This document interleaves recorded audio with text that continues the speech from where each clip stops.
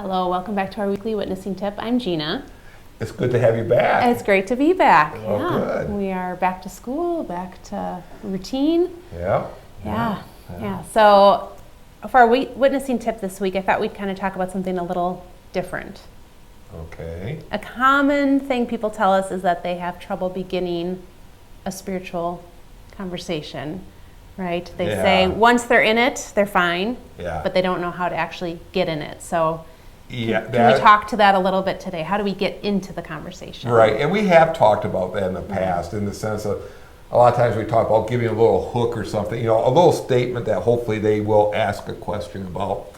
And we probably have talked about this in the past, but what I really want to do today is talk not about throwing out a statement, but asking some questions. And that's what we want to talk about. Yeah, that's a great one for me to hear, and I know there's a lot of people who would appreciate that, because I think a lot of us are hesitant to ask questions because we don't want to come off as being nosy or invasive. Yeah, invasive, and I suppose it's the questions you ask. Well, that's true. I mean, I'm sure, but I think sometimes we are a little bit too overcautious, and just think, not so much with a close acquaintance, but with a casual acquaintance. If one of your casual acquaintances asked you just a couple of very non-threatening questions, it makes you kind of feel like, oh, they're interested in me, and we don't take it as nosy, but oh, that's kind of good. Now you can overdo that, right? But talking like with an LDS family, even a family member, but especially like a friend, a neighbor, a coworker, or somebody, or anybody who is not a Christian. But let's take the LDS. I don't think any LDS would mind, first of all, just asking, hey, have you been a LDS member your entire life? That's not a non-threatening question. Or even as, I'm kind of curious about what you guys do. What's your Sunday morning service like? I mean, if somebody asked you that about your church service, you wouldn't be... Right? Yeah. And you would probably say, oh, I would love to tell you, right? Yeah. And even if you ask them, do you have any volunteer position or something in the church? They call it a calling, but you could just say, do you have any position in the church? Again, all those are non-threatening questions, but if you do that, more often than not, you can go the next step and maybe ask a little bit more probing question. One of the probing questions I like, and this often gets into a spiritual conversation, if I have an ongoing relationship with them, is just, how is your church different from other churches? Just asking that question sometimes. First of all, might get them to think and say, well, I don't know what your church is like. You get, all of a sudden you're in the dialogue.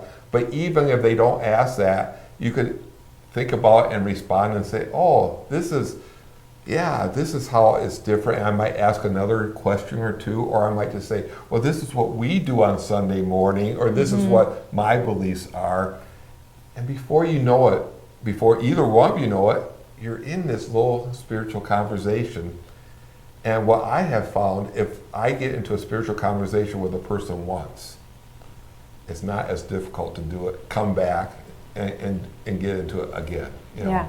So that's one of the things I would really encourage you. Don't feel that you're being nosy by asking questions, but ask a few real non-threatening questions of your unbelieving friend or of your LDS friend, and more than likely they will be interested in talking to you. Yeah, I really like that too, because it can be just a really natural way to get into a conversation rather than waiting for the perfect moment to say the perfect thing. Yeah, so I like that. I know in lesson 4 of Build Bridges Not Barriers on Witness in Love, you give some good keys to asking questions and listening. That's the other big point, right? Yeah. And listening, you can ask questions, but we all been there when you ask a question and then as you're answering it, the person's kind of in a daze. You say, "Oh, that was really good." Or you can see them thinking about how they're going to respond. Right. Yeah. No. So listening is important. Yeah. So that's a really great resource.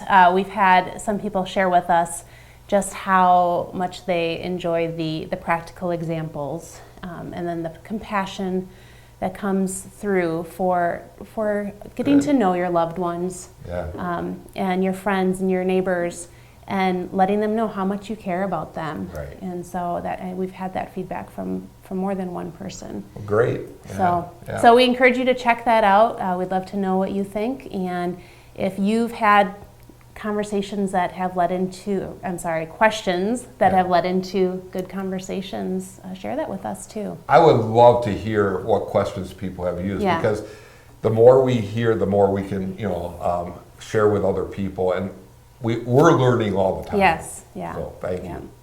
We'll see you next time. Have a great week. Bye.